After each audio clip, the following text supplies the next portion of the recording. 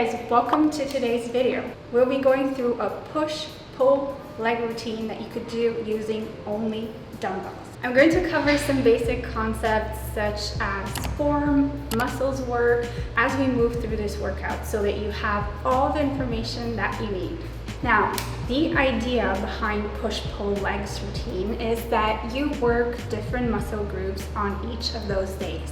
That means if you worked out your chest yesterday, you can still work out today, for example, your back, which isn't sore. That way, you could pack more volume into your week and you can work out more frequently. I think this is great if you're a beginner just because you get to try so many more exercises. However, for optimal growth, you would want to train each muscle group twice per week. That means that you will be training 6 times per week using this split. If you're a complete beginner and you feel that that's too overwhelming for you, I'm still going to include a 4-day split and a 2-day split at the end of this video in case that's a better fit for you. Starting with push day, we'll be working chest, shoulders, and triceps. So for all my ladies out there that currently don't work their upper bodies, I promise you, even if you do, you'll never ever look bulky or manly. I have been trying so hard to put on muscle on my upper body, and over the course of more than 3 years, this is pretty much the result. So it is a slow process, and the only thing that it's going to do is just give you a little bit more definition. If anything, it actually really helps create that hourglass shape, especially by growing your shoulders and lats. It sort of makes your hips and waist appear a lot smaller. So as a rule, every workout you want to start with the most difficult exercise, usually the compound exercises. That way you're fresh and you have your full energy for that exercise. And for push day, that would be the bench press. So I like to do both flat and incline bench press. One thing you want to avoid at all costs is flaring your elbows like this when you're bench pressing. You want to rather have them at a 45-degree angle, and then you're bringing the weight down to your chest. The other thing is you really want to make sure that you bring your shoulders down and you glue them to the bench to prevent any shoulder injuries. And once you're in that position, I feel like another thing that helps me is thinking that I'm kind of like pulling the bar apart as I'm lowering and then bringing it back together as I'm pushing up. That will really kind of help you feel and engage your pec muscles. Now, are you gonna be quiet if I take you? Okay. So the next exercise would be the shoulder press. And if you're doing shoulder press, the same principle applies where you don't want to flare your elbows. Somewhere at the 45-degree angle should be the most comfortable and safe position when doing shoulder press. And when you are pressing up, you want to press at a 15-degree angle forward just to kind of prevent any injury with your shoulders. And same thing applies where you want your shoulders to be glued to the bench and your shoulder blades retracted. So the other tip that I could give you for the shoulder press is not to bring your elbows too low. Again, you want to protect your shoulders, so stopping somewhere at parallel level would be best. And to be fair guys, this has never been my favorite exercise. I feel like I have weak shoulders and I definitely don't like training them, but having strong shoulders can really help you in other exercises such as the bench press and pull-ups. Hi now. Moving on to triceps. Again, triceps, you work those in the bench press. However, if you want to isolate them as well, I like doing either skull crushers or some tricep extensions. Here, the important thing would be to keep your elbows stable, okay? So you don't want to be rocking back and forward with your elbows. They should be stable and you should really be pulling and extending through your triceps. And the same thing applies to the skull crushers. Again, you don't want to be moving your elbows and you're simply moving the weight with your triceps. Okay, we have 2 more isolation exercises for your shoulders. So one is going to target the mid delts, so that is the lateral raises, and the other one's going to target your rear delts, which would be the rear delt flies. For the lateral raises, I would pick a lighter weight. You should really feel the burn at the end. To set them up, you want to be leaning slightly forward and initiating the movement with your elbows and going up to about this height, not any higher. When it comes to the rear delts, I actually like to turn the weights slightly this way. I just find that removes a little bit of the pressure on my traps. And then you lean forward and again initiate the movement with your elbow first. So that is push day completed. Next is pull day, and on pull day you will be targeting your back and biceps.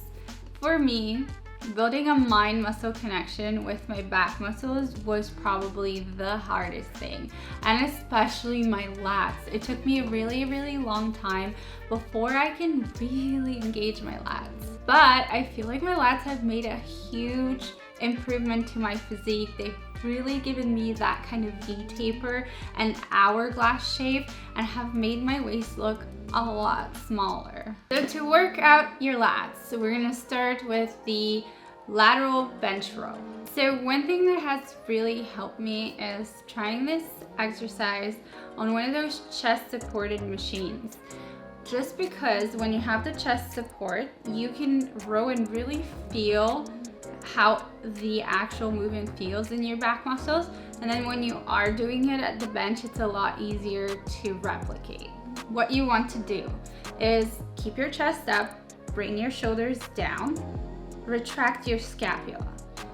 Then you'll never want to remove the tension from your lats. So you're never going to release fully. You're just slowly lowering the weight down until you still feel tension in your lats. And then you're going to pull back with your elbow first, tucking in the weight to your hips.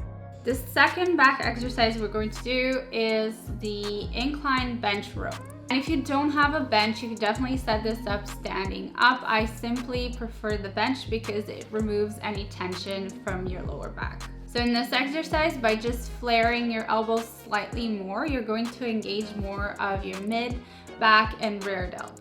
Next up are Y raises, and I love these. I actually saw these in Jeremy Etier's video, and ever since I feel like they are really good for your posture. So for the longest time, I had never trained my biceps, and I started training them about a year and a half ago, and I could not even curl the 10 pounds for more than 5 reps. Now I could do the 15 pounds for 12 reps, which is just insane progress. One thing that really helped me to engage my biceps is thinking of bringing your pinky to the sky in order to be able to engage it. If you're trying to curl like this, it won't work. It's the same when you're like trying to flex them. You want to bring your pinky to the sky. And let's finish up with leg day, probably my favorite one. Most of my leg days are actually glute focused, but we'll be hitting the hamstrings, the glutes, and the quads in this workout. Let's start with one of my favorites, Bulgarian split squats. These are mean, but they really work. Here's how you set them up. You just sit on the bench, extend your leg, and then step forward. That is the length that you need in order to do your lunge. Next, I try to have my hips as square as I could forward, and then when you come down, you want to also lean forward a bit with your torso, but still keep your back upright and your lats engaged. That way you are targeting your glutes slightly more, but if you wanted to target your quads instead, then you be more upright rather than leaning forward. Another exercise you could try instead of the Bulgarian split squat, because it is quite difficult to set up, are the Sumo Squats. And in these ones, you're going to want to take a really wide stance, turn your feet outward, and then when you're coming down, you want to think of having your butt pushed back while you lean a little bit forward, similar to the lunge. That way you're just really going to target your glutes a lot more. And keep your chest up and make sure your lats are still engaged rather than slouching. Up next is one of my favorite exercises for your glutes. Usually I do the hip thrust, but here we're going to set up the glute bridge. So to set this one up, I like to have my legs about hip width apart, and I like to turn them out slightly. And then you'll just roll the dumbbell on and start to push your hips up. So here you're going to think of, instead of doing this, you want to rotate your pelvis towards the sky. That way you're gonna engage your glutes a lot more. So every time you're coming up, you're squeezing your glutes. The other thing is you're keeping your ribs tucked in and glutes engaged. Next are hamstrings. And here we're going to do some Romanian deadlifts.